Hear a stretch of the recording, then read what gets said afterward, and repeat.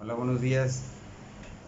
Aquí estamos iniciando la lectura de la Biblia en un año para la honra y gloria de Dios. Le damos gracias a Dios porque ya vamos iniciando. El día de hoy, por la gracia de Dios y la misericordia de Él, vamos a iniciar en Mateo, en el Nuevo Testamento. Ya hemos terminado el Antiguo Testamento el día de ayer. Es una buena oportunidad por si no iniciamos la lectura de un año en el Antiguo Testamento. Hoy podemos empezar a seguir estos audios, estos videos para iniciar en el Nuevo Testamento, ¿no? Vamos a iniciar el mes de octubre, ya solo quedan 3 meses para terminar el año 2020, gracias a Dios. Pues vamos a iniciar en la lectura en el Nuevo Testamento. ¿Amén? Vamos a iniciar con los evangelios. ¿Amén? Vamos a hacer una introducción a los evangelios. Voy a leer un poquito de qué son los evangelios y quiénes los escribieron y cómo está constituido, ¿no? Dice así: la palabra evangelio se deriva de la griega evangelion, que significa buenas noticias. Evangelios son las buenas noticias. En el griego secular, evangelion se refiere a un informe que se daba acerca de un suceso importante. Los 4 evangelios son las buenas noticias acerca de los acontecimientos más significativos de toda la historia: la vida, muerte en la cruz y resurrección de Jesús de Nazaret. Los evangelios no son biografías en el sentido moderno. La palabra puesto que su intención no es presentarnos una narración completa de la vida de Jesús. Aparte de las narraciones del nacimiento, no proporcionan mucha información sobre los primeros 30 años de la vida de Jesús, si bien el ministerio público de Jesús duró unos 3 años. Los evangelios enfocan su atención sobre todo en la última semana de su vida, aunque desde la perspectiva histórica son completamente exactos y aportan importantes detalles biográficos de la vida de Jesús. El propósito primario de los evangelios es teológico y apologético. Nos proveen de respuestas autorizadas a cuestiones relacionadas con la vida y ministerio de Jesús y fortalecen la seguridad del creyente en cuanto a la realidad de su fe. Aunque se describieron muchos evangelios falsos, la iglesia desde los primeros tiempos ha aceptado solo a Mateo, Marcos, Lucas y Juan como escrituras inspiradas. Si bien cada evangelio tiene su propia perspectiva y singularidad, notamos que cuando Mateo, Marcos y Lucas se les comparte con Juan, aquellos comparten un punto de vista común. Debido a esto se les conoce como los evangelios sinópticos, de una palabra griega que significa ver juntos o compartir un punto de vista común. Por ejemplo, Mateo, Marcos y Lucas se enfocan en el ministerio de Jesús en Galilea, mientras que Juan se centra en su ministerio de Judea. Los evangelios sinópticos contienen numerosas parábolas, mientras que el de Juan no aporta ninguna. Juan y los evangelios sinópticos registran solo 2 sucesos comunes: Jesús caminando sobre el agua y la alimentación de los 5,000. Antes de la llamada Semana de la Pasión, sin embargo, estas diferencias entre Juan y los evangelios sinópticos no son contradictorias, sino complementarias. Como ya hemos indicado, cada escritor de los evangelios escribió desde una perspectiva propia y única, para una audiencia diferente. Como resultado, cada evangelio contiene elementos distintivos, considerados en conjunto. Los 4 evangelios aportan un testimonio completo acerca de Cristo Jesús. Mateo escribió principalmente para una audiencia judía, presentando a Jesús de Nazaret como el Mesías prometido y esperado, y el legítimo rey de Israel. Su genealogía, a diferencia de la de Lucas, se enfoca en la descendencia de Jesús al rey David, el más grande rey de Israel. En Mateo aparecen intercaladas citas del Antiguo Testamento presentando varios aspectos de la vida y ministerio de Jesús como cumplimiento de las profecías mesiánicas.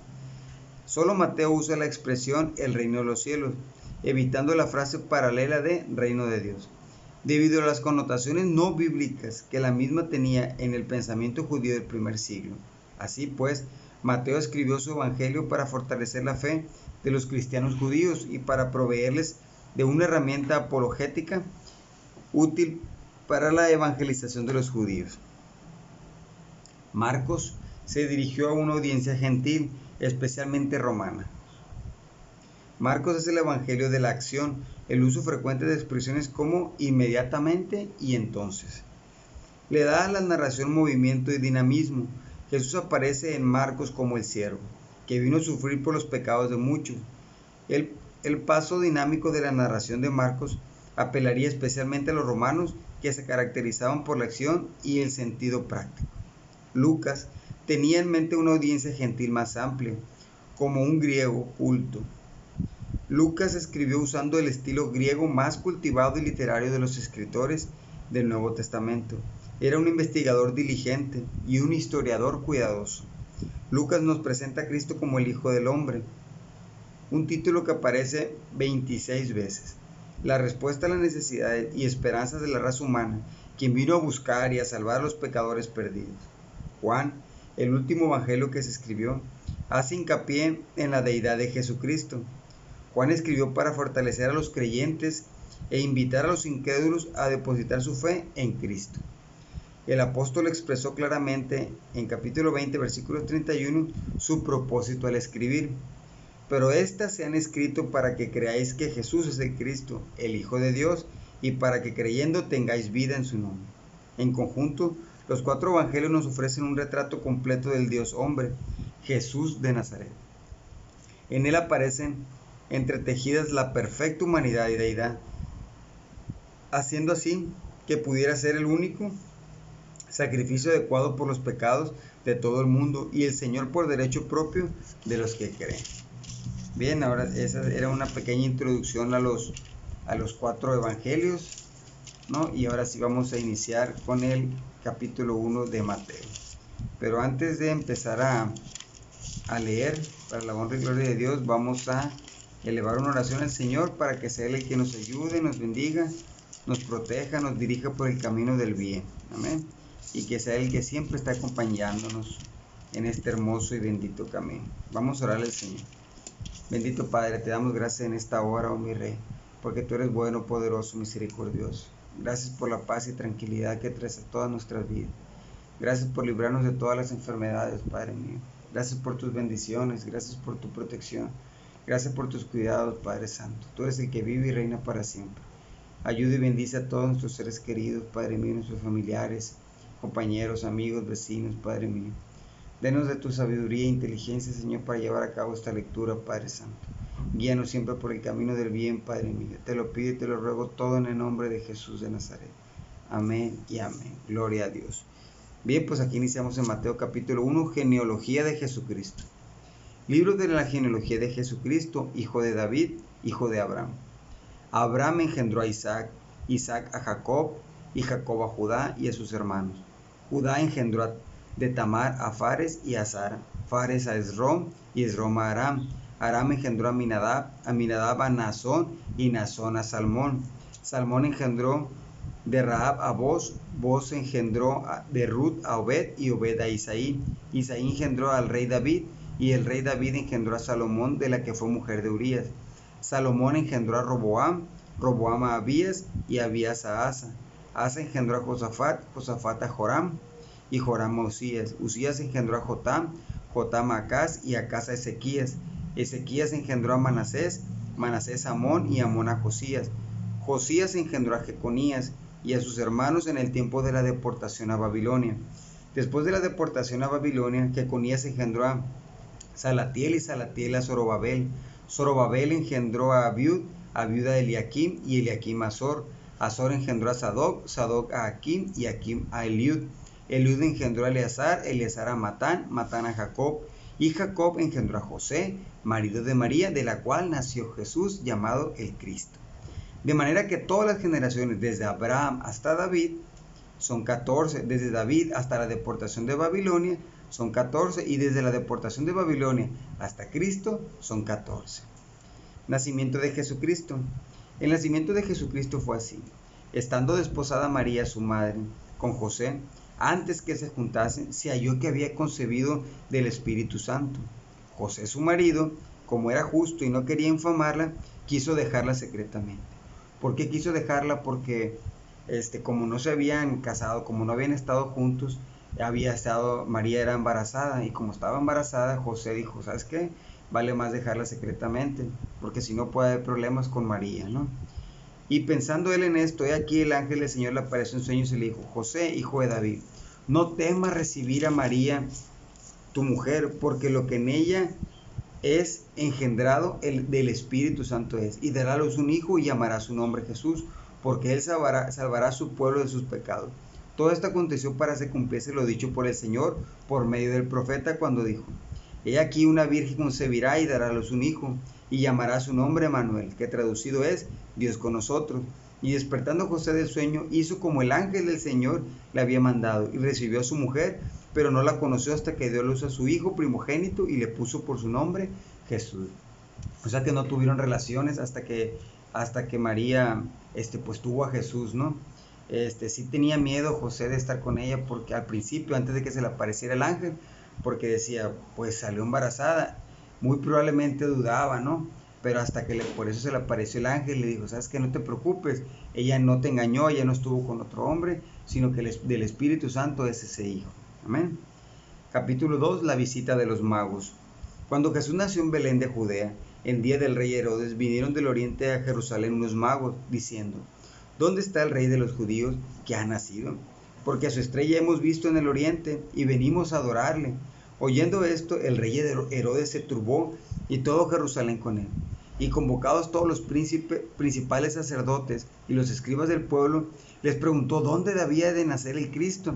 Ellos le dijeron, en Belén de Judea, porque así está escrito por el profeta. Y tú, Belén, de la tierra de Judá, no eres la más pequeña entre los príncipes de Judá, porque de ti saldrá un guiador que apacentará a mi pueblo Israel. Entonces Herodes, llamando en secreto a los magos, indagó en ellos diligentemente el tiempo de la aparición de la estrella, y enviándolos a Belén, dijo, id allá y averiguad con diligencia acerca del niño, y cuando le halléis, hacedmelo saber, para que yo también vaya y le adore. Ellos, habiendo oído al rey, se fueron, y aquí la estrella que habían visto en el oriente iba delante de ellos, hasta que llegando se detuvo sobre donde estaba el niño, y al ver la estrella se regocijaron con muy grande gozo.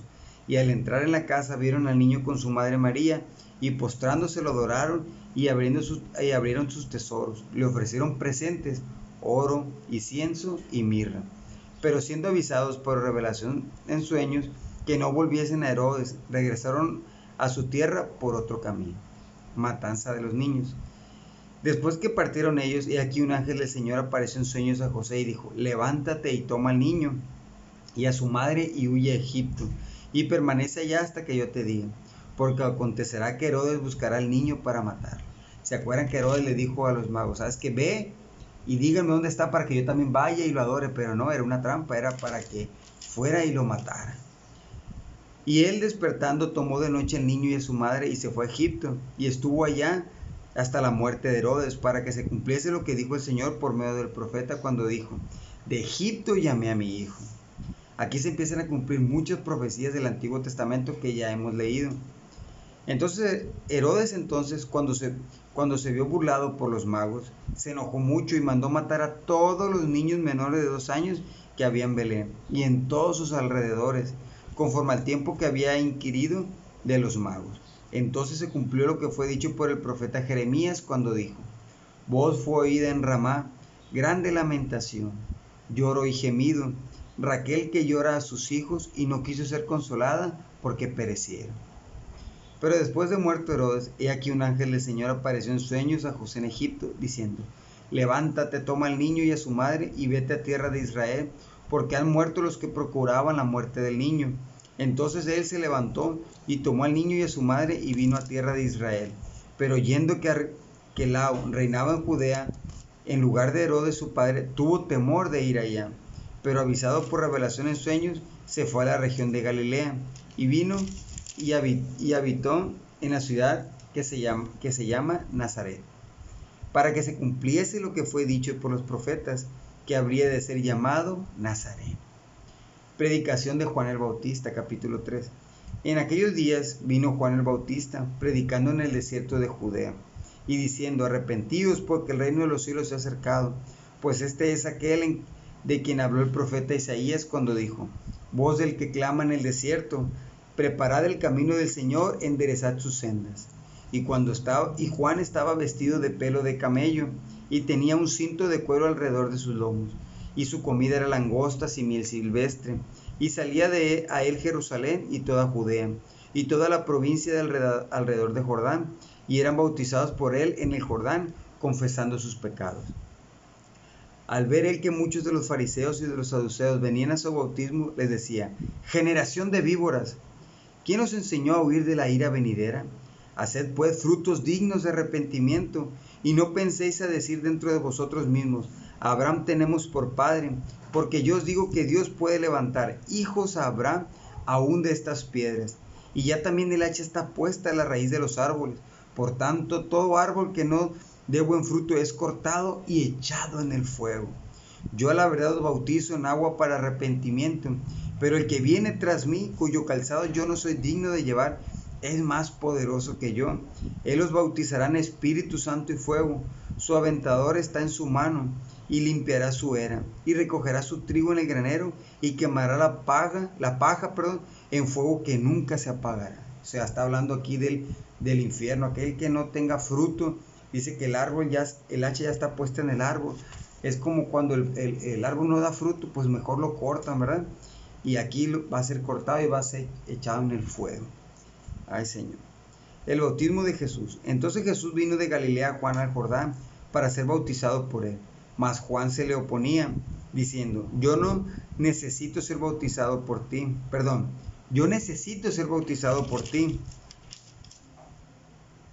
y tú vienes a mí. Pero Jesús le respondió: deja ahora, porque así conviene que cumplamos toda justicia.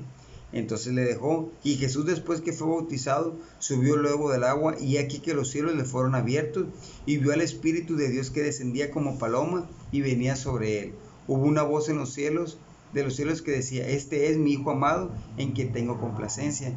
¿Por qué? Porque Jesús fue bautizado aún no teniendo ningún pecado. ¿Por qué? Porque él tenía que ser ejemplo hacia nosotros de que todos debíamos de ser bautizados. Jesús fue bautizado ya de grande, y no de niño. Él ya tomó la decisión pues de ser bautizado, ¿no? Capítulo 4, tentación de Jesús. Entonces Jesús fue llevado por el Espíritu al desierto para ser tentado por el diablo. Y después de haber ayunado 40 días y 40 noches, tuvo hambre.